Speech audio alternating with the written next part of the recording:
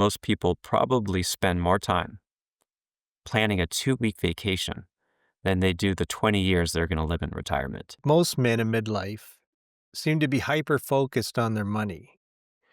But the title of your book, Six Essentials Beyond Your Nest Egg, seems to indicate that this is a dangerously incomplete picture.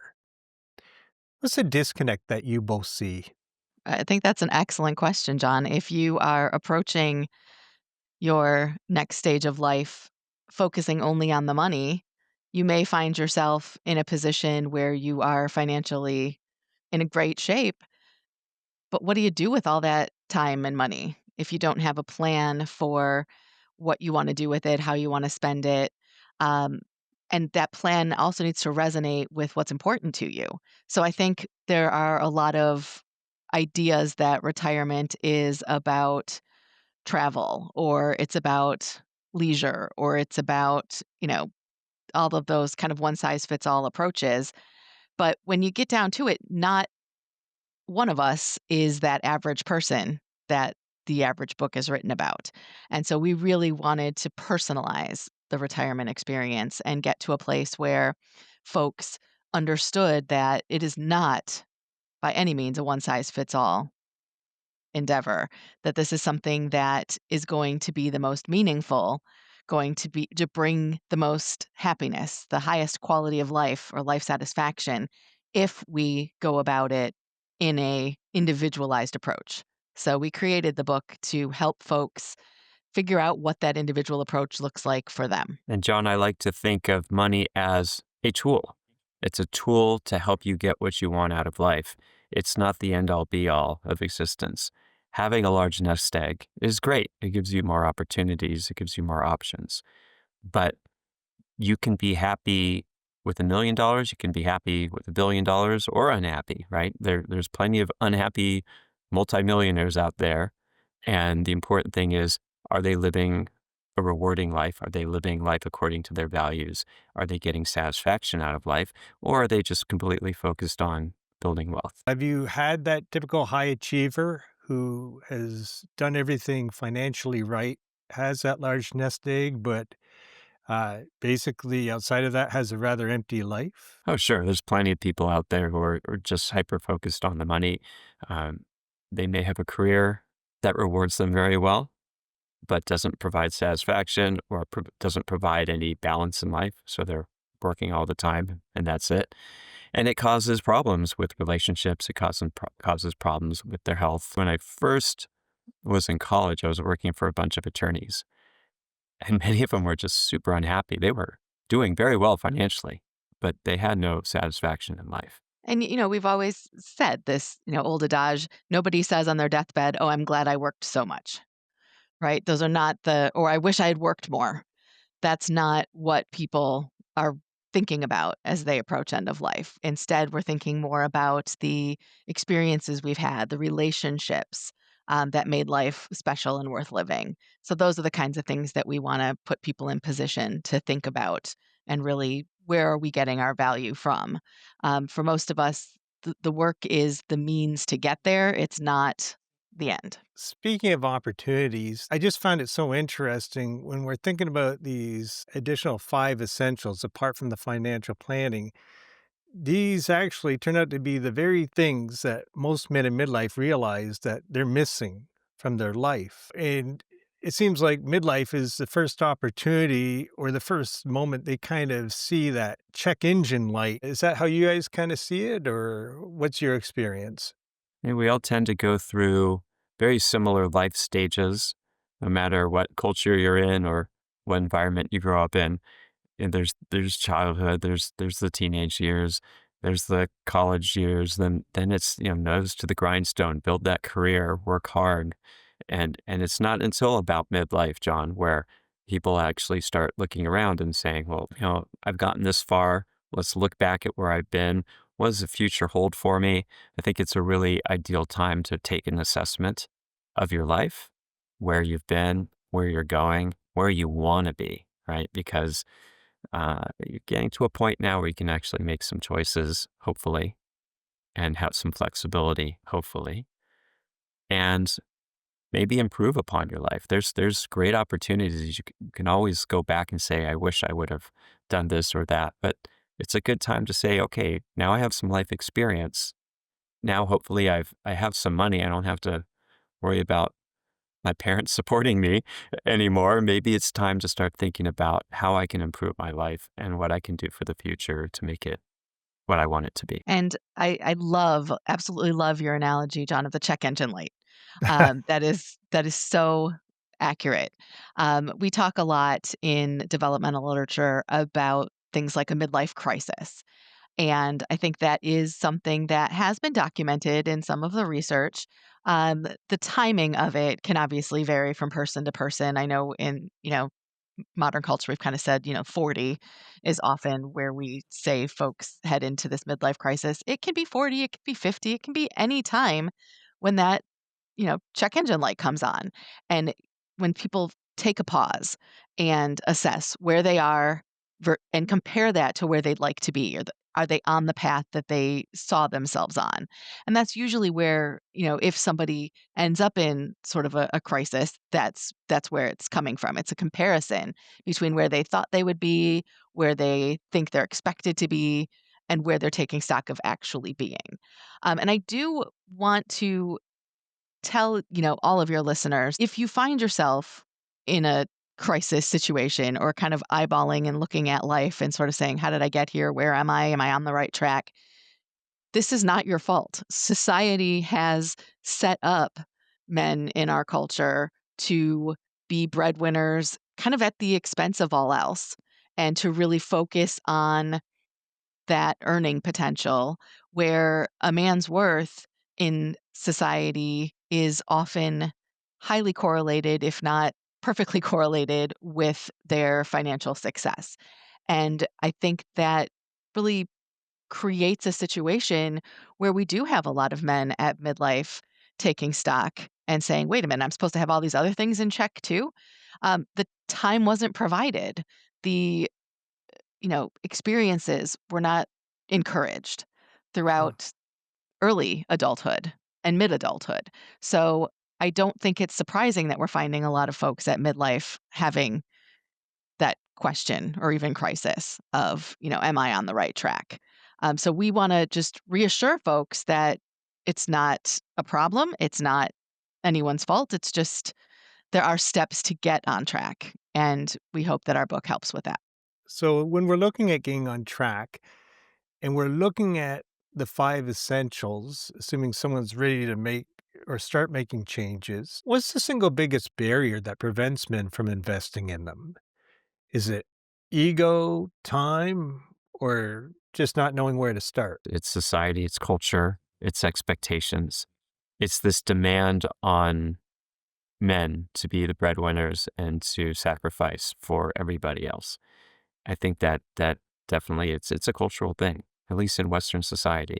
But if we look at other societies, it seems to be pretty similar. I do think a close second is probably time and energy. If you're being told all of your energy should be into the breadwinning, the earning, the succeeding, that leaves little else in terms of time and energy. And I think that the big, dilemma over planning for retirement is something we talk about in the book, the difference between eudaimonic and hedonic goals that folks set for themselves. And a lot of retirement planning and thinking about the future is what we would say is eudaimonic.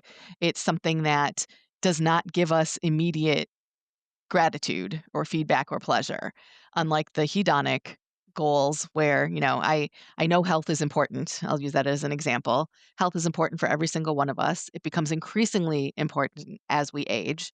I know that I should be thinking about, making a nice lean meat with some veggies for dinner tonight. I also know that by the time I finish with work and pick up the kids and get home and I'm going to be exhausted. And so it is easier for me to go through a drive-through or order a pizza or, you know, get something from the microwave than it is to cook a healthy meal. And that is the big distinction. That's a perfect example. Similarly with exercise. We know we need to do it, but the benefits are often something that's way into the future.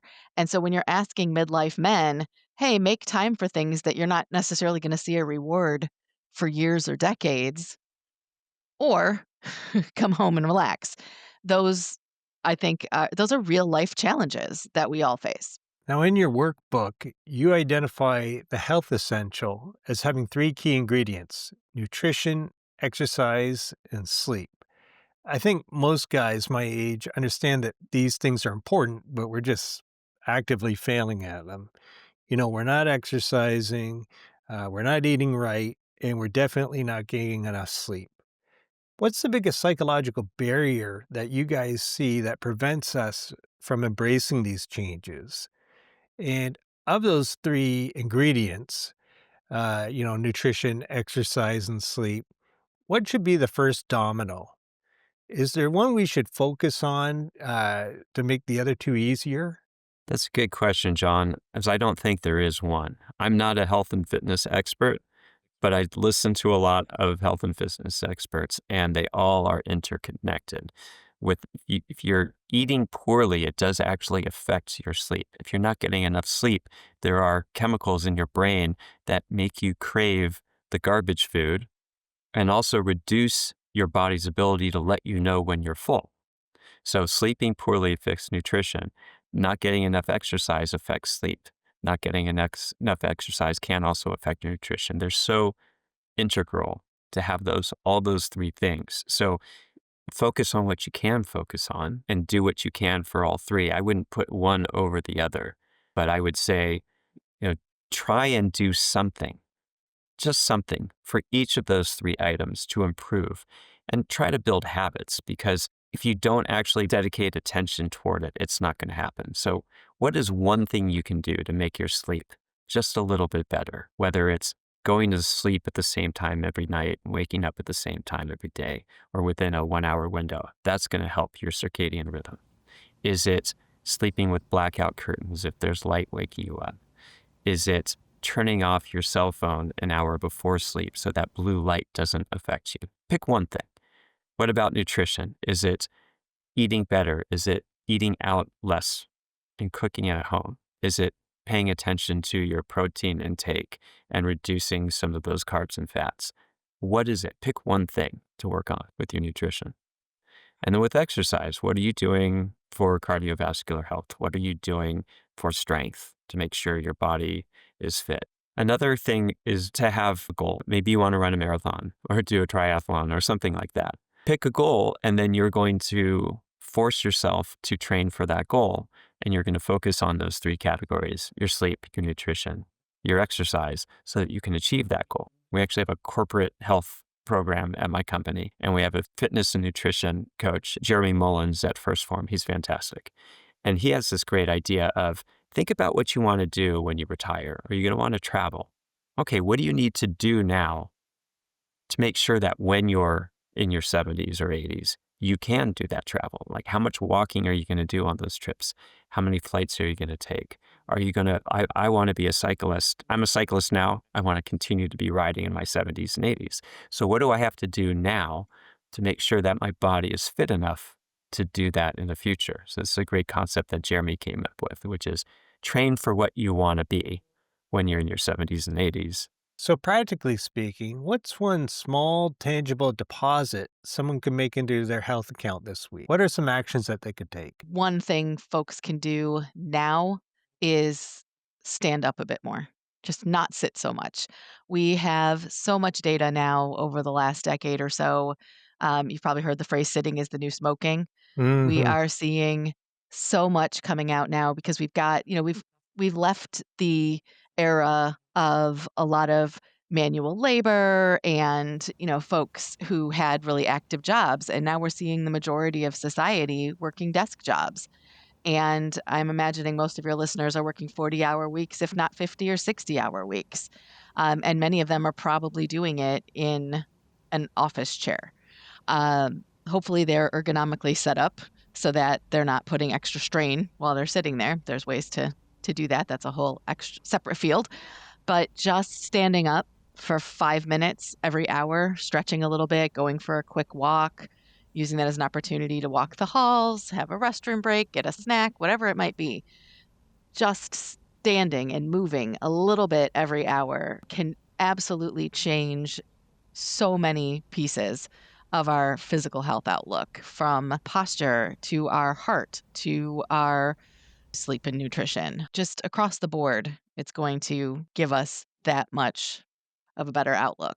And when you're standing for a couple of minutes and that seems comfortable, get a standing desk. Try to stand for 20 minutes every hour. So, if you're somebody like me who sits for 8 or 10 hours a day at your job, the solution is not to get a standing desk and try standing all day tomorrow. It's to stand for a couple of minutes each hour and then slowly grow that. By next year, you might be standing all day every day. So it's making these little changes now that can snowball into larger changes that will have massive impacts on our health and on our future. I would just add too, if we think about our bodies and how they were designed, our ancestors hundreds of years ago and hundreds of thousands of years ago did not have sedentary lives, right? We were hunters and gatherers initially, right? We moved a lot. We slept when the sun went down and the sun came up. There really was no artificial light only until, about a century ago, right? So we slept when it was dark. We woke up when it was light. We got a good night's sleep. So that's the fitness part. That's the sleep part of it. And then nutrition, we ate what we could gather and what we could hunt for. So we ate protein, we ate produce, right? We ate berries, we ate vegetables. We didn't eat Doritos. We didn't eat highly processed foods. Imagine what our body was designed for hundreds of thousands of years ago, and make sure you're giving your body what our bodies were designed for. And if I could just add one more thing, the reason why we feel health is so important is because at this point in your midlife, you may not know what retirement's really going to be. And you might have some time before that happens. And life is going to change. But one thing that's not going to change is your ability to prevent disease, your ability to prevent obesity, your ability to take care of your body. Obviously, there's things that we cannot change. There's going to be genetic diseases that we can't have any control over, but we do have a lot of control over when we sleep, what we eat, and how we move. And when we look at retirement, there's this great financial planner many decades ago who came up with this concept of your go-go years, your slow-go years, and your no-go years. And your go-go years are when you're younger and healthier and you're more active, you get to travel more and visit friends and family more. And then as you get older, you move to your slow-go years. You're not moving quite as much, you're not as active. And then your no-go years are when you're very old and frail and sick and not able to do all the things that you wanted. So the goal of being healthy is to extend those go-go years so you really can enjoy your retirement. Because if you're going to doctors all day long, you don't have time to go visit family. You don't have time to travel. You don't have time to do all the fun things that you want to do and your hobbies and your activities. So try and get as healthy as you can so that when you reach that period of time, that you get to slow down and relax and change your life and not have all the obligations of a career, that you're healthy enough to take advantage of that and enjoy it. Yeah, we definitely are at the stage now where it's use it or lose it. I feel that for sure. Now, for my listeners who are ready to go one step deeper, I know your workbook has a lot of valuable exercises. Is there a single worksheet from your health chapter, maybe on nutrition or sleep, that you'd be willing to share as a free PDF download for our audience? Sure, we'd be happy to share a PDF that people can download and use as a sample worksheet to try and create some kind of goal and a way in which they can achieve that goal. Well, guys, anything else you want to add or we didn't touch on at this point? I think I would just like to tell your listeners to, you know, practice grace with themselves. Um, we know midlife is a time of absolute pressure from all angles. A lot of folks have children still in the household or young adults that they're trying to launch. They may have aging parents that they're, trying to keep healthy or keep active or, care for. Spouse or partner that they're trying to find time for. And, we already talked about the job and how pressing and, crushing that can be sometimes. So It's really, it's finding the time for yourself and taking the time that you need, not just planning for retirement, but, you know, to take care of yourself on a daily basis now, because this is the you that you're bringing into retirement. You're kind of packing your bags now for this long journey that you've got ahead of you, and you gotta put the right things in to make sure you're prepared when you get there. But practice grace and give yourselves an opportunity and time and space to feel out what those values are, and what brings joy and where you can find happiness, because in midlife I think a lot of us forget to look for that. We're so busy kind of going through the motions, getting through the day. um, it is important to take care of ourselves now, because this is our future self, and if we want to have a future self, we got to take care of the current self. And I would say also plan for the future. Don't just plan for the money part. Plan for all the other aspects of your finances, your estate planning, your insurance planning, tax planning. Do all that, but also plan for the life that you want to have. I feel that most people probably spend more time planning a 2-week vacation than they do the 20 years they're going to live in retirement. And why is that? Well, obviously, we're always looking toward the present, but it's good to look toward the future and to figure out what you want to do, where you want to be, where you want to go. You don't just get in the car on a road trip and take off to another destination hundreds or thousands of miles or kilometers away without pulling out maps first and figuring out where you want to be. And things change along the way, John. Obviously, you might get a flat tire. The hotel you wanted to stay at might be booked for the night, but at least you have some kind of roadmap and some kind of plan for the destination, which is your retirement. So I'd say be good to yourself in the current, but think about the future and have a positive outlook and a good plan to get to where you want to be. Guys, this has been brilliant. But before I let you go, I was hoping you'd be open to playing a little game of this or that. It's just a way that we allow our audience to get to know you a little bit better. Are you up for that? Sure. Yes, Ready? Ready. ready. Treadmill or trail hike? Trail hike. Trail hike, Team sport or solo hobby? Solo hobby. solo hobby, Big dinner party or quiet night with a friend? big dinner party, Quiet night. Minimalist and modern or cozy and eclectic? minimalist and modern, Maybe cozy and eclectic. New language or new instrument? new instrument. Language. Ah. We're teasing it out here. This is great. And finally, dream vacation or dream home? Vacation. Vacation. Thanks for playing along, guys. Now, I will be linking the Rewarding Retirement Workbook in the show notes below. But for those who want to dive deeper and find more of your wisdom, where can they find you? We have a website. It's www.rewardingretirementworkbook.com.